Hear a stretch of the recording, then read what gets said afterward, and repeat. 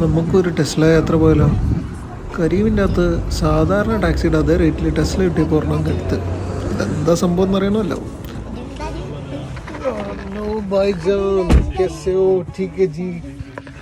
Video लेगा तो problem है, वीडियो बनाएगा तो प्रॉब्लम है. കയറുമ്പോൾ തന്നെ എന്താ സുഖം.